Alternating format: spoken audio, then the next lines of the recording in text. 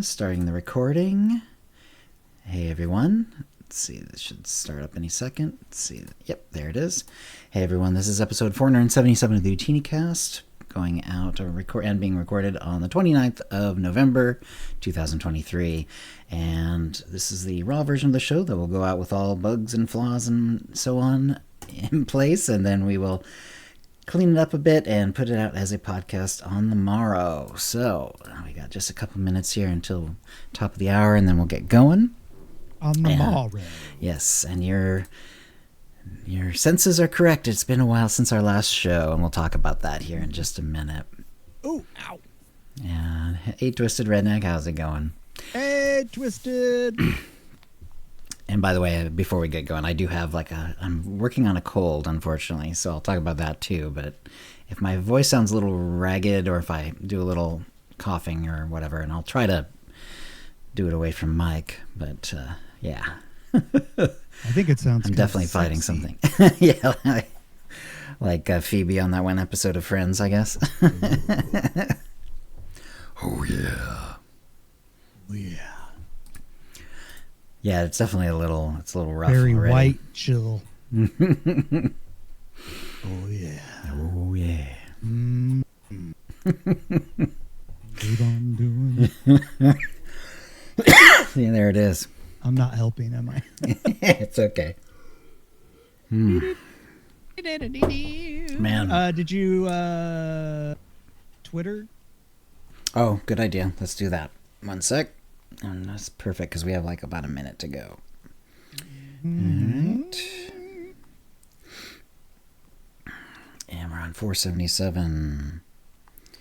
400.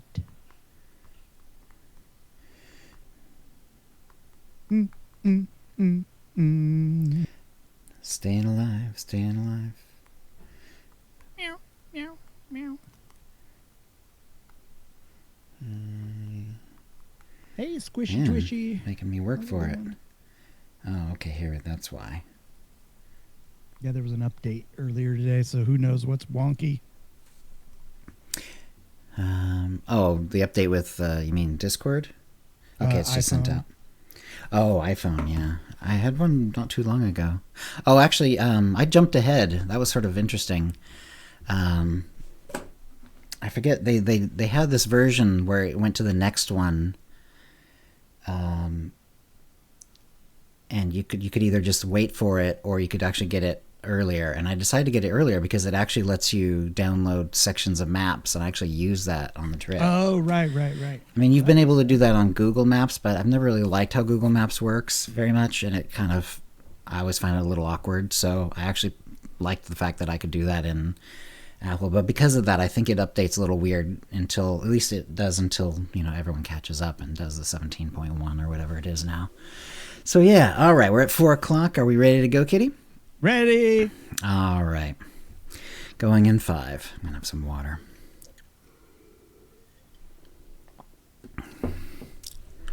Hi, and welcome to the OotiniCast, the podcast whose head has a strict no detachment policy. This is episode 477, being recorded on Wednesday, November 29th, 2023. I'm your host, Chill, and with me is my co-host, KittyKissz. Hey, Kitty. Hey, Chill. Good to see you. Thanks. Yeah, so we'll talk about why it's been a long while since the last show in a sec, but let us know what you've been up to since the last one. Well, there's been so much going on in a month, but I've condensed it down to only the important things, so that we can hear about what you've been up to, because it's really cool. All right, so first, the biggest thing is I've been playing a lot on the APAC server, Shae Vizla. Yeah. And I've been loving it. Yeah. I was there on launch day, and Nice. I made a realization today, or I noticed something, that the Shae Vizla server is more active than Satil Jean right now, at least for queuing for things. Right. But Interesting. Yeah. it's still got the new server smell to it. So yeah, I've been going who based knows? on counts of how many are in the different areas and stuff. But yeah, it does seem like it's really, really busy right now. And it was pointed out to me the other day on my stream. It's like So if like the Satil Shan used to be it because it was designed to be the West Coast server when they did the final mergings and sort of like Satil Shan West Coast and Starforge East Coast. And then because of that, hang on a sec. I got it. Okay, you on it? Thank you. There were a lot of folks who, you know, from the APAC area who were using Satil Shan because it was the best server for them. Like, right. It was like by far. Because it didn't have to go to the East Coast or anything like that. Now, eventually they made all the server farms merge, and then they were all East Coast anyway. But by then, you know, and then there was an actual APAC server for a little while in there as well.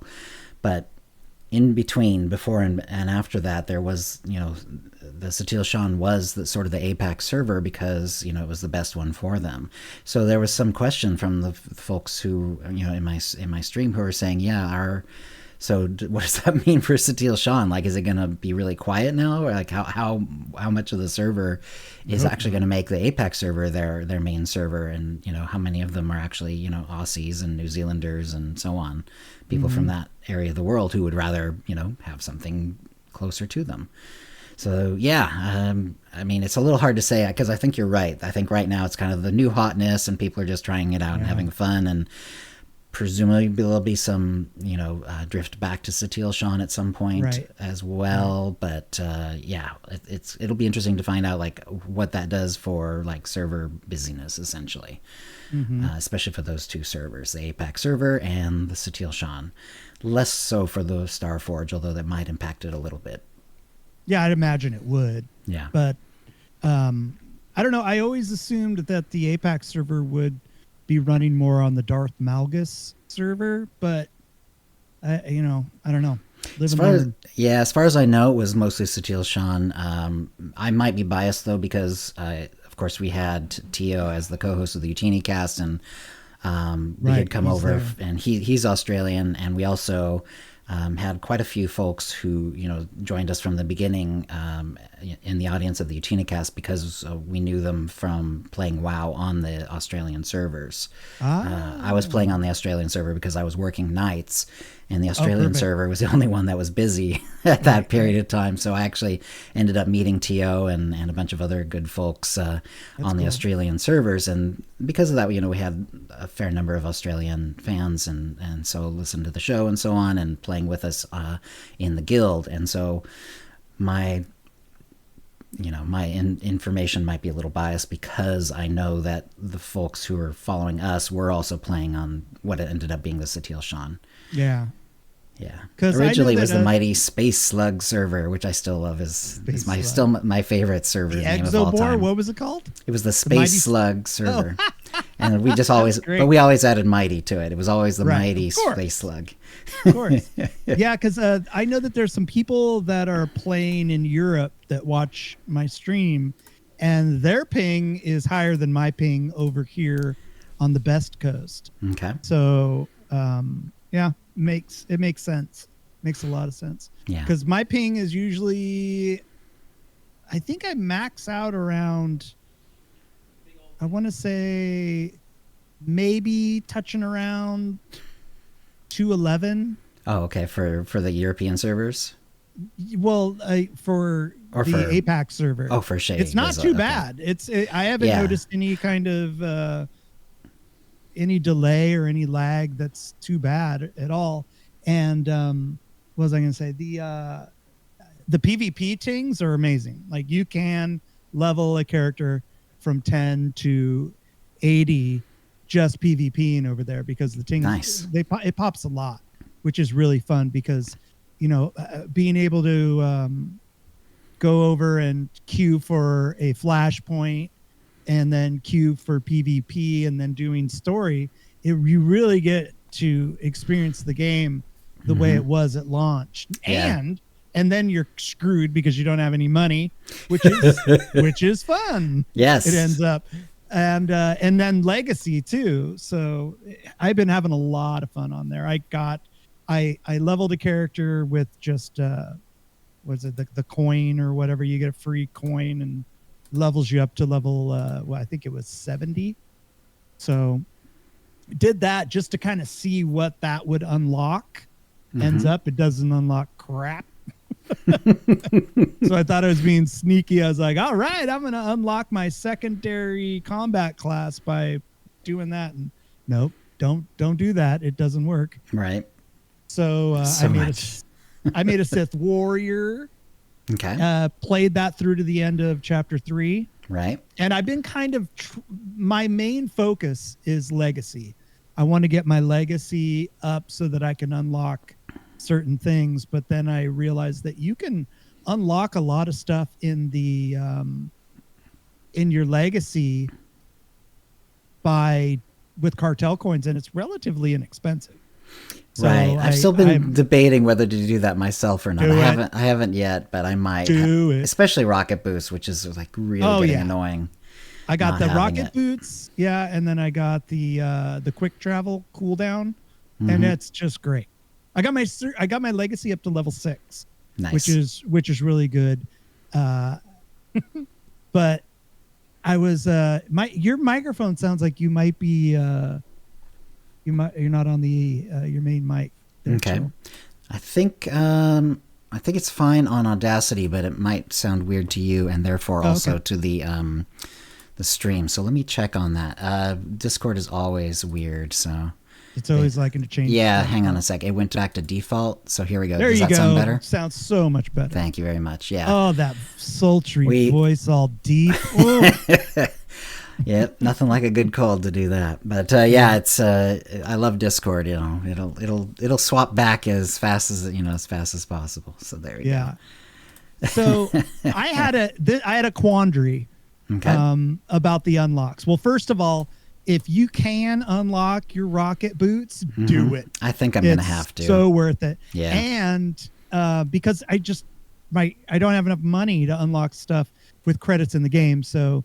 Yeah, I thought it was reasonable for the cartel coin to unlock it, so I went ahead and did that. And I was going, okay, which one would I prefer if I had to choose either or? Which would be the most which would I use more, the rocket boots or the QT cooldown unlock? And because I kind of wanted to go, hey, you know what? If you can't afford one, here's another one that, right. I've found that I is the most convenient of the two to unlock if you're, you don't have any cartel coins. Right. And I can't choose. I don't know which one is better. Right. I asked chat today which one they would unlock or which one they find is the best out of the two. And everybody says rocket boots, but man, I don't know, that the quick travel cooldown is awesome for when you're bouncing around a planet, right. Especially, like I like to bounce around a lot. Yeah, exactly. And you get really creative on how to use the, travel with using quick travels in creative ways, like using your daily to go to another planet. I found that if you need to get to your ship and you don't have the unlock to quick travel to your ship, just pop up to your stronghold. Yep. And then from your stronghold, you can go right on there. Go to the ship. Yeah, as long as you're a sub. As long as you're a sub. But I don't know which is better, rocket boots or the quick travel cooldown. I don't know. I would love to hear from other people, and see what's up. But man, both of those to me, I think are essentials. They are. I think I'm gonna have to say rocket boost because you get quick travel anyway. It has a 6-minute cooldown. It's long, but you have it. And a lot of times, not every time, unfortunately, but a fair number of times, I'm finding that between the running around and doing conversations and fighting and everything else you're doing, there's often 6 minutes between uses anyway, and the cooldown has come back up. Not all the time, unfortunately. And when it doesn't, it can be a real pain in the rump. Damn it. But at least I have it. And Rocket Boost I don't have at all, and it feels very, very bad. Even though the first level of Rocket Boost has like a 1.5 minute cooldown or something like that, and oh, it sucks. I still want to have it though, so I'm probably gonna break down and get it. soon. When you do get it, I want to know which one you prefer, because I thought for sure rocket boots all the way. Right. But then I use that quick travel cooldown is pretty great. Although I found out what can you do when your cooldown, your quick travel cooldown is on a timer. Well, because we're all starting from scratch, we're all leveling up our crafters, you can use that time to go get nodes. Okay. Makes sense. Just throwing it out. Yeah, there. I've tried to sell a few things on the GTN, and they don't go for a lot of credits because no one has the credits. Yeah, it's fun, right? But they go for some credits, and I have more credits now than I did before because I sold some stuff. So right now I'm not doing any crafting, though. I'm just trying to gather materials. I have 3 different gathering materials skills instead. And I've got I got Synth Weaver, Artifice. Oh, you are going for the crafting, huh? And then I forgot what the other one is. I think it was Cybertech. Nice. Synth Weaver, I believe. Every time I say it, that song pops in my head. Dreamweaver, I've been having a blast over there. It's really, really, really fun. Nice. And other than that, Kitty and I did our Thanksgiving stream, and a bunch of people came out. It was a lot of fun seeing everybody and cool. Hearing about what everybody's eating. And even people from Europe that don't celebrate Thanksgiving were like, what are you eating for dinner? But it was really fun. It was a good time. So we're going to be doing another one for Christmas Day. So again, if you got nowhere to be, come hang out with us. Excellent. Yeah, that sounds good. That's enough from me. All right. I want to hear what our world traveler has to tell us. All right. Well, first, let me do a little quick shout out to the folks in the chat. Zuriano is here. 01 Ella. 24 is here. 8 HVDS. Alice Sudre. Donk 7. Drapsnat. Lisa Late Bloomer's here. Mark Zink. 9-Ear. Ramacad is here. Out of Control. Squishy Twitchy. Starry Saber. Twisted Redneck and TXFU Hunter are all here. Hey, everyone. All right. So the reason we haven't done a show for, a few weeks is because I've been out. And so this is I went on a trip, and it's been a trip that we've been, planning for some time. And it was with my wife and my mom. And we went and we picked up my mom, basically, and we were only there one day in Denver, where she lives. And then we headed out, and so we went to Greece for a little over a week, and then to Spain, specifically to Barcelona. Oh. And so we got to spend about a week in each place. It was great. In the Greece case, we went on an actual tour, basically the whole time, with a little bit of time at the beginning and end. And everything else was filled with the tour. We had a great tour leader. Her name was Stefania. Nice little Greek lady, I don't know, somewhere in her 30s. And she'd actually studied history and stuff like that, so she knew a lot of things to say. Plus, she had actually tour guided for a while, so she knew like all the hotel things and the ins and outs of, where to go and what are some of the things to do outside of the tour and stuff like that. So it was really great.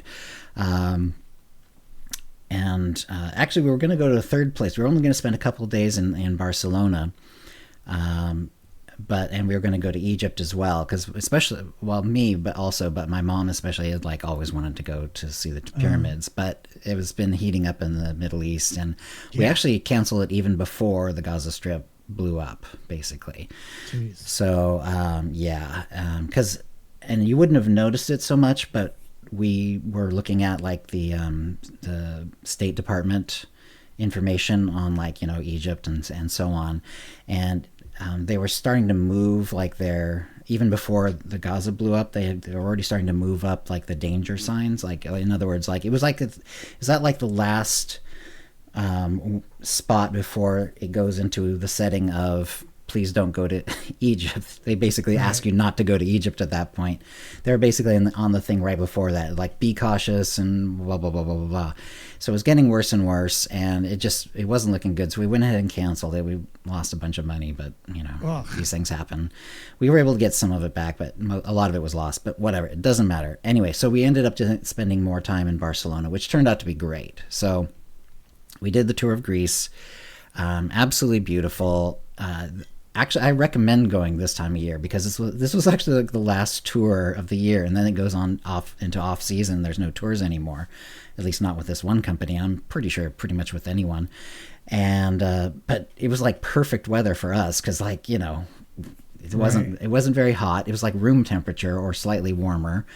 And, you know, it could have rained, but it really didn't. And it was just gorgeous. So it was great going to all these places. I had, I'd studied Greece and Rome and so on in college. And so getting to see these places was really amazing. So, you know, we were at the Acropolis, overlooking Athens. That was gorgeous. We went to Delphi where the Oracle was. Did you sniff some of that gas? Yeah. Well, we saw where it used to be, but there's not much there anymore. It's just, you know, it's all in ruins. Unfortunately, it's so old.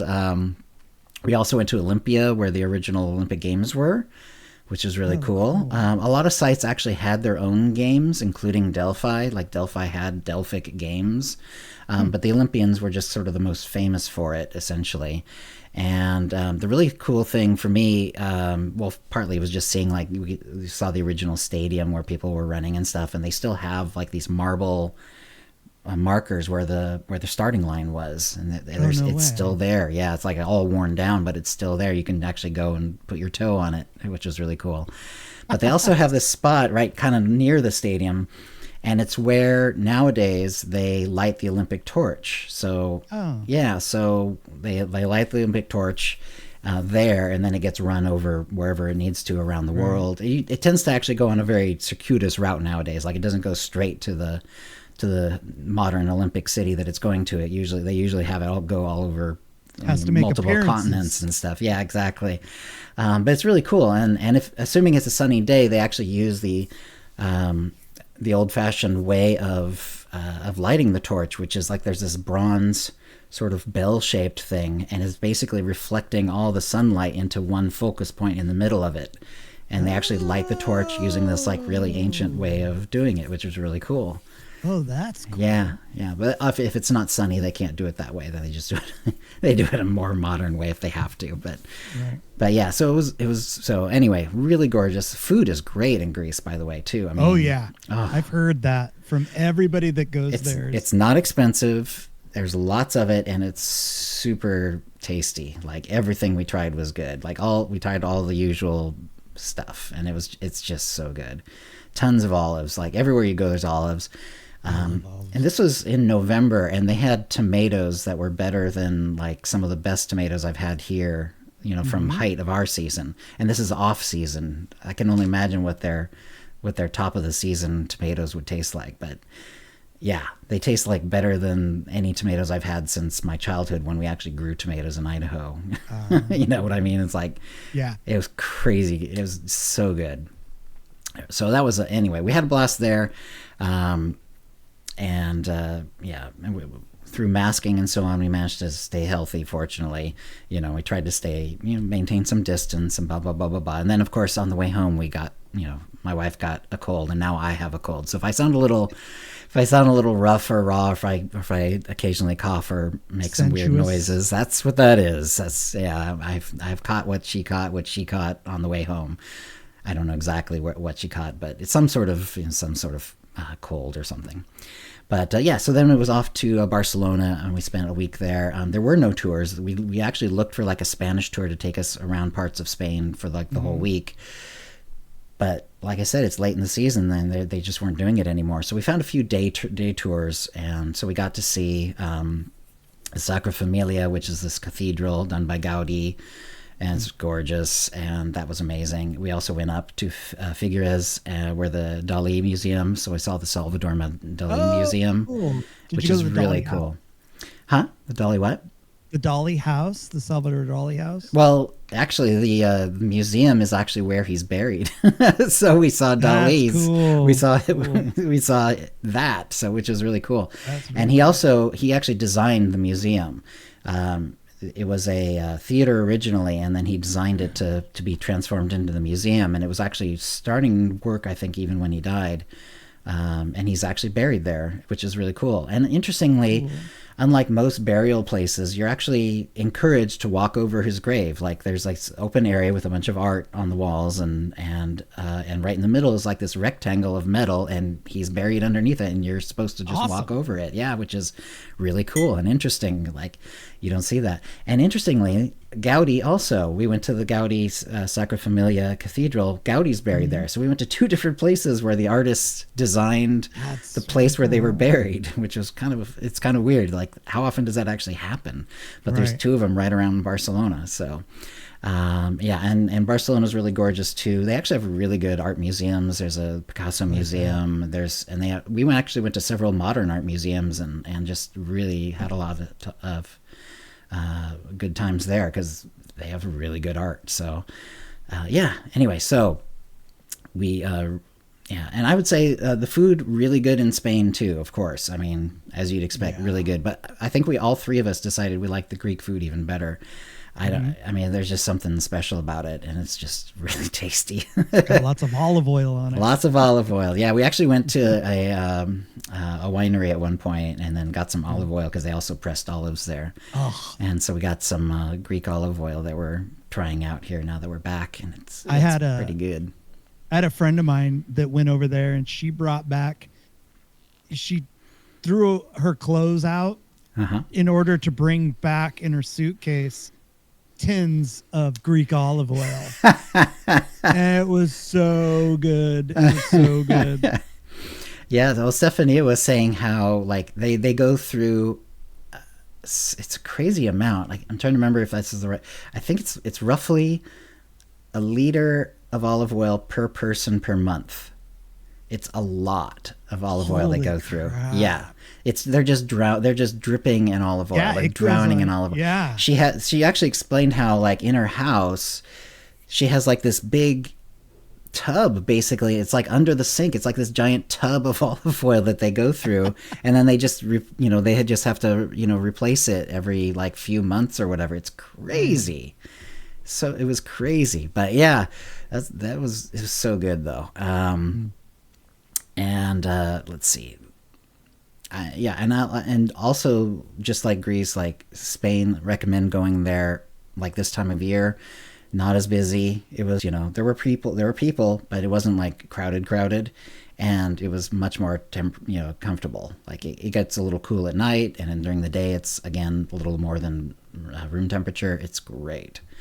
So yeah, and then we came back. We spent a few time. We got back just before Thanksgiving. Spent a few days in Denver. Got to have Thanksgiving with my family there. Nice. So my mom and my sister and the kid, and I got to see him play tennis, which was good. And had the Thanksgiving meal, which they decided not to do with turkey. They're just apparently their feeling on turkey is like it's fine, but it's a lot of work for what you get. There's a lot of turkey, but they'd rather do other things. So we ended up getting beef ribs, which is really good, and they did it in sort of I don't know. It was steeped in something that made it very moist and delicious, and it was really good. Nice. So yeah. And then when I came back after that, and then of course, like I said, my wife caught a cold on the way back, and now I have her cold, so it's all good. It's all the beef rib. Yeah, so good. Yeah, I can. Yeah, it just fell. It's the kind that fell off the bone. It was amazing. Yeah, so good. So yeah, since I got back, I've been trying out the APAC server as well. And what do you think? Yeah, even like I've been doing some on the European servers for Galactic Seasons, and it feels a little like that because I don't have like the legacy there either. But even more on the APAC, it feels like old times SWTOR, and that's because no one has any credits. Exactly. And no one really has any legacy either. So like, not only do you have to build up your legacy, but also you can't sort of like, get around things by having tons of credits. Because like I've been there's been a couple times when it's like, okay, let's quick travel. Oh crap, 1,800 credits. And then I have to decide, is it really worth it, or should I run over to the taxi and take the taxi for 150 credits? So yeah, and it's interesting that you can look, and it's like people are putting things up on the GTN, but like I don't think they're selling very well. No one has money, yeah. No one has any credits. I tried selling some stuff and, you know, some crew skill type stuff that I've been gathering, and some of it sold for, you know, not very much. And people apparently had enough credits to just do that. But yeah, it was not like how it is on the other servers. It's very interesting. So that, yeah, it's a lot of fun, but I think I'll be happy to get back to Satil Shan pretty soon as well, and kind of do some split time and stuff like that. I'm really been so yeah, anyway, it's really good to be back, cold or no cold, and getting back to SWTOR as well. I think that's enough for go to the tip of the week. And Kitty, you have a tip here? I do. This is I want to give credit to someone that this isn't mine. Someone else came up with this. I'm sorry, I forgot who it was. I told you to. I was like, make sure to send this in because this is a great tip of the week. But I forgot who it was. I apologize. Okay, so this is, do you need to change your combat class but you don't have the credits or legacy to unlock the ability to change them out in the wild? Well, I got the answer for you. Just pop up to your stronghold, change to the new combat class, and then pop back down. Boom, you're done. Yep, exactly. It's great. And saves you 200,000 because it's a fifth of a million credits to get that stuff. When that person told me that, my mind blew because I was using my quick travel to pop over to a whatever cantina was close by, and then quick travel back. And I'm like, they're like, you know, you could just go to your stronghold. Go to your stronghold. And then and the nice thing about that is the part where you get to go back and it takes you right back to where you were. Takes you right back. Yeah, it's good stuff. As long as you don't log off onto another character. And when it does that, it'll remember what planet you're at, but it'll go back to a default area usually. Yeah.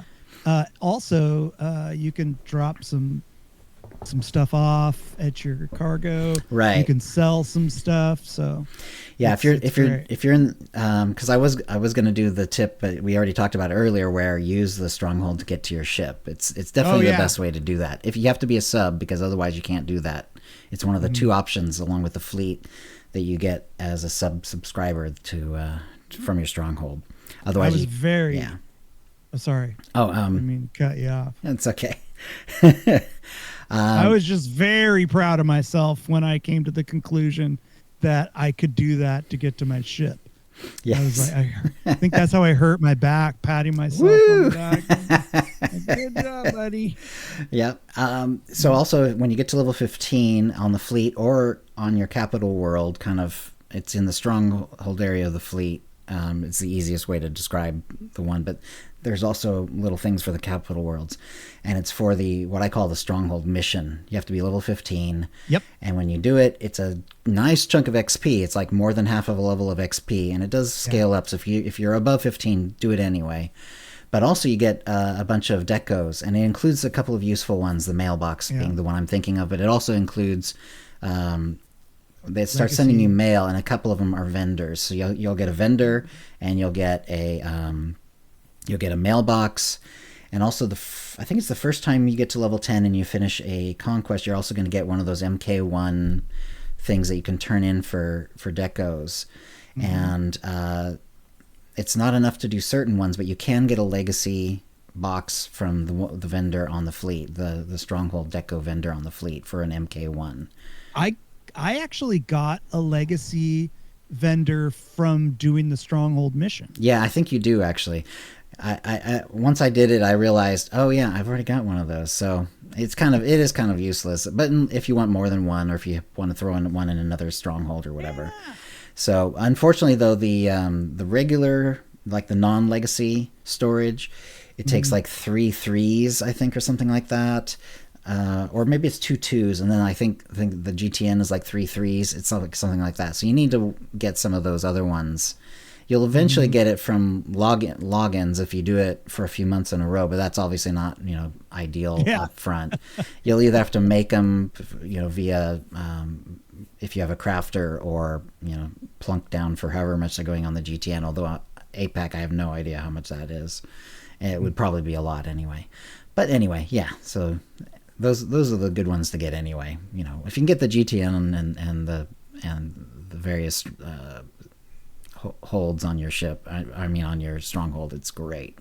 Yeah. But even just having the mailbox and a vendor and the legacy box, just those three, it makes all the difference. Yeah. It makes all the difference. It's good stuff. All right. And if you have a tip, send it to OotiniCast@gmail.com before the next show. And we are going to be going back on the every other week cadence for a chance to win a Tonfon M8 or M2B9 droid code, courtesy of Bioware, and a 450cc code as well. That would bring us to the mine trap, but I did not properly plan for the mine trap. We do not have one. I will definitely have one for next time, and it'll probably be about APAC, I would guess, or maybe not, but we'll see. Right, and so let's get to the news. Not a ton of news this time. We've got shortly after we left, PvP Season 4 started up. It's called Fortune and Fame. It's running for 12 weeks, but now a couple of weeks have passed, so I think it's down to like 9 weeks or something like that. And yeah, there's the usual sort of flags with 04 for, you know, the fact that this is Season 4. They have Renegade Gunner and Burning Rampage armor on the PvP reward track. And I actually kind of like this armor because I always appreciate armor that is sort of looks like regular clothes in a way. Yeah. Because it's really good for, you know, cosplay and just general, you know, Space Barbie purposes. Mm-hmm. It sounds like you agree with that, Kitty. Oh, I totally do. Any kind of gear, any kind of sets, usually there's at least one item on the set that you can use or that I'll use over and over and over on certain characters. And I agree. I like having the armor sets that look like no big deal, you know, and just right, exactly. A random person in the Star Wars universe. Right. This one has, you know, like more or less regular boots with a little fanciness to it. Pants with like little piping up the side that seems to be glowing, at least on some versions of it. Yeah, and I think then on the higher level versions. Yeah, and then the there's like a pretty simple belt, which is nice because a lot of times it's hard to find just a simple belt. And then it has like sort of the jacket over armor, but it's not a long jacket like Nico. It's not like the duster from Nico. It's more of a waist length jacket with armor under it. And then it does have boots and sort of like it looks like a motorcycle helmet sort of thing. It's, you know, like a vaguely round helmet with a visor built into it in the front. Mm-hmm. Yeah. I like the display too, the armor displays. I always thought that was kind of cool. Yeah. And there are some trophies which also look cool. But yeah, the armor display is nice. And is it just the is it Renegade armor? Yeah, so it's one of the two sets, and it basically just shows it on a little dummy, which is kind of cool. Yeah. And then a trophy of like two people fighting. Nice. All right. Let's see. And then they did announce Asia Pacific, Shae Vizla. We've already talked about it quite a bit, so there's not a ton more to go over it. One thing that they did sort of mention, and people have been asking about it in my stream, so I'm sure people are thinking about it. They are not allowing character transfers yet, but they are planning on it. So there's absolutely no guidance on exactly when that will happen, but presumably it will happen, and it's just a question of when they allow it. So at some point they're probably going to figure that, you know, hey, the economy is more or less, you know, gotten to where, you know, it is anyway, and now if we transfer people over and they each bring their 4 billion credit maximum or whatever it is, right, it's some weird off number, you can't remember exactly, but anyway, it's 4 billion plus credits. It won't, you know, completely swamp the economy, and that probably won't happen for a while, at least from what I'm seeing and experiencing, but mostly seeing. Like when I'm looking on the GTN, it's like there's not that much being put up on the GTN. It's, you know, it doesn't seem to be selling very well and stuff like that. So I'm gonna guess it's gonna be a little while, hopefully, before they allow transfers, because it does make it sort of special. It does. Yeah. It's like this little this little garden, it's like very special protected garden, where it's prevented from all the huge prices of everything on the other servers. It's funny that you use a garden analogy, and I was thinking a sinking boat. Why sinking?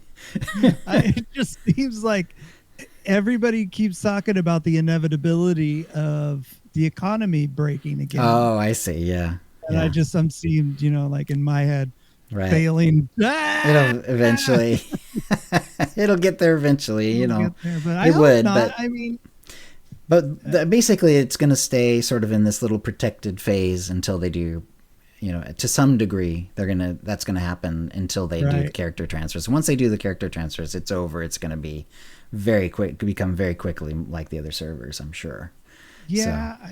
So. And as time goes on, I'm sure that those credits are going to migrate over to the server. It's kind of sad, but I also think that people that are, that are in Australia, in the APAC region, they deserve to send their characters over there. Right. I know that there's a lot of people in the community that don't want there to be transfers, and I think it would be cool Eflux in not to, chat. Let's go ahead. At the same time, but at the same time, I don't think it would be fair for like Zamzam, for instance. Right. I mean, she wants to get her legacy over there. Yeah, exactly. Eflux is saying that he or she thinks they should only allow people who can prove they're from the Asia Pacific region to transfer. I think that's a good idea. It's an interesting idea. I don't know how they would, prevent it, but or whatever. But it's an interesting idea. You have to have a newspaper sure. with today's date on it. And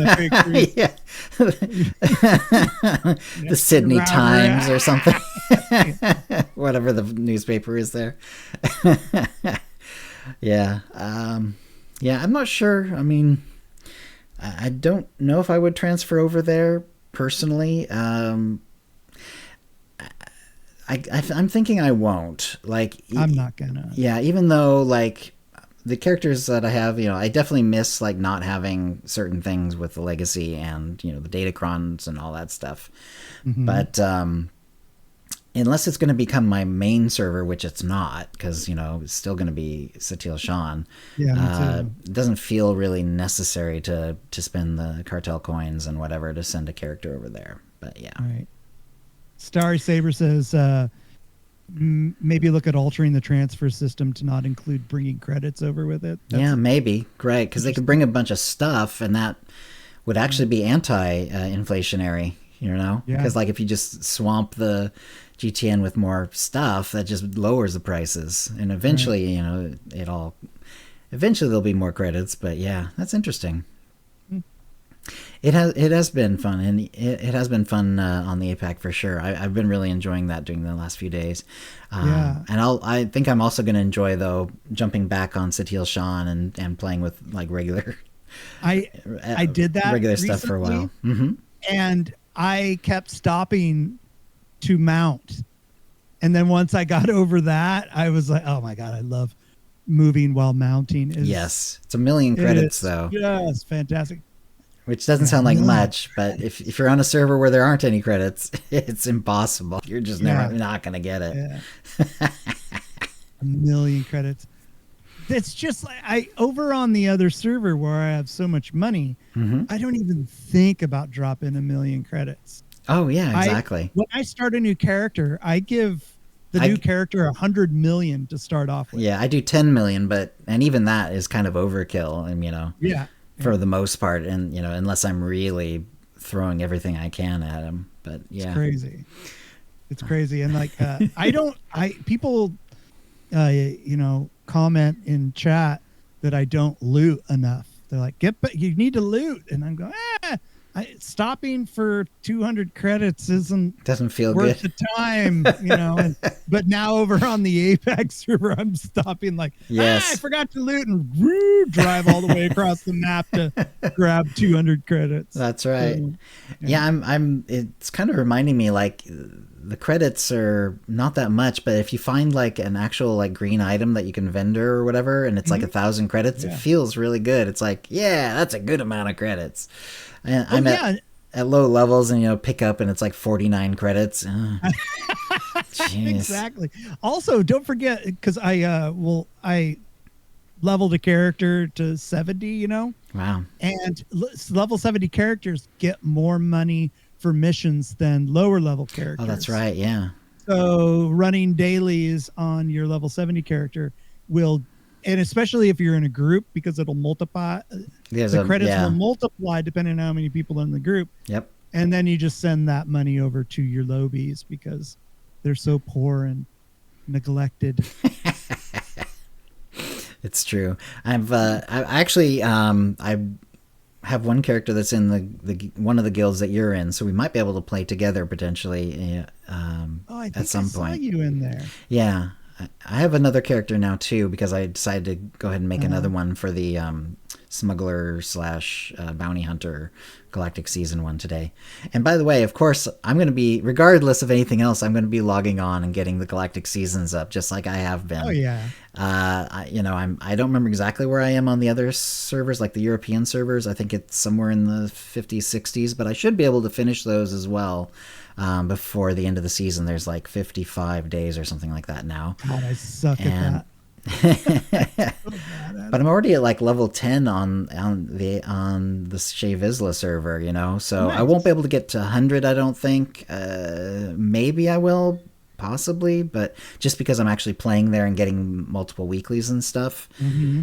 But if I don't, I don't. But whatever. In future seasons, at least, that's just that many more fun ultimate crates or not crates, but boxes to open and a few cartel coins to get and stuff like that. I did get the first 200 cartel coins on Shae Vizla already, so nice. Easy peasy. Well, also don't forget, because your legacy's new, and when you do some of the objectives in the legacy, you'll get small amounts of cartel coins, but you'll still be getting a little bit there, which True. I found roughly paid for the price of unlocking my quick travel.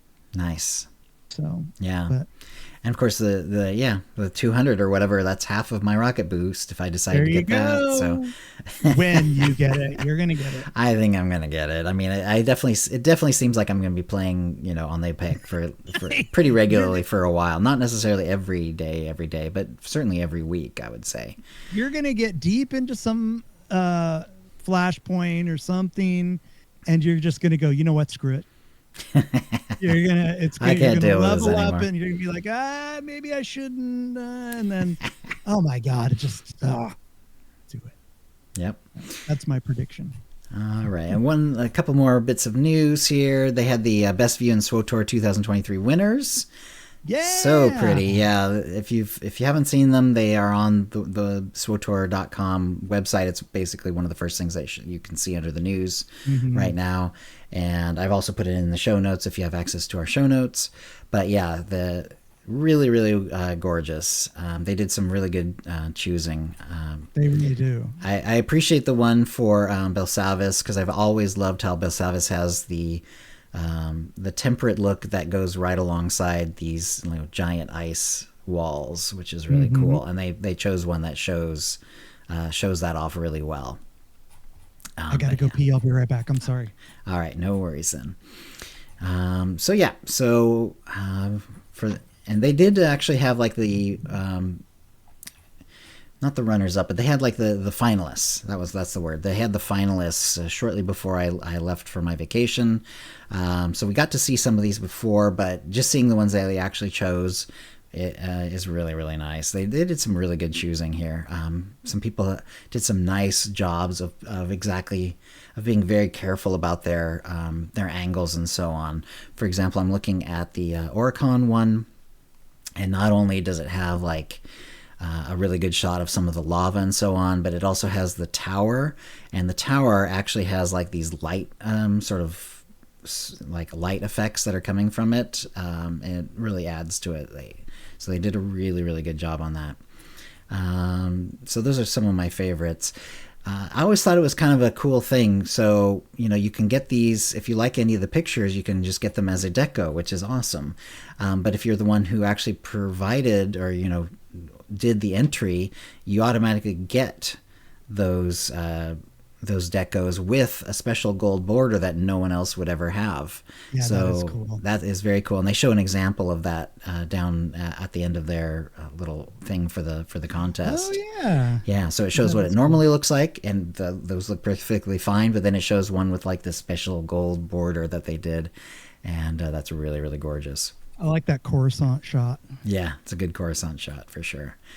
All right, so the PTS has also been ongoing since I've been gone, and now that we're back, it's like there's going to be the new, like, a world boss, daily area, gearing changes, all that good stuff, more GTN overhaul stuff. So that's been ongoing. It's now closed though. So okay, apparently, okay. I think that's it's been a while now. Actually, 9 November. Okay, I was like, holy crap. Yeah, but but you know, so I basically totally missed that, but that's okay. These things happen. The only other couple things that have been happening since then, it's been remarkably quiet actually, other than the APAC server. Pretty much, it's been sort of like the big thing. There's a PvP survey that's kind of randomly going out to folks who have had active accounts over an unspecified amount of time. And Jackie said they appreciate everyone who's been filling them out and offering constructive feedback. So they are doing PvP surveys just to, take the temperature, so to speak. Also, over the last week or so, there have been a couple of instances where people are having trouble logging onto their characters. Apparently, you can get into the game, but you can't really get into your character select, apparently, is what's been happening. It happened once on Starforge, specifically. That was a couple 3 weeks ago, something like that. And then once it seemed to happen on multiple servers. In both cases, they had to bring down the servers affected for short periods, about 15 minutes, to do some sort of reset, and then they restarted. So I'm not sure exactly what's going on, but if you see it, you can report it, certainly. But if you go to like SWTOR, if you go to like their Twitter feed, usually they usually announce when they've noticed something's going on with, and what they, what if anything they're going to, do in terms of like bringing down servers or whatever. Yeah, this happened on Sunday. Mm-hmm. A lot of people were having trouble, and they actually turned the servers off and then back on again. Right. And I think that was the time when it was like every server or most of the servers. One of those.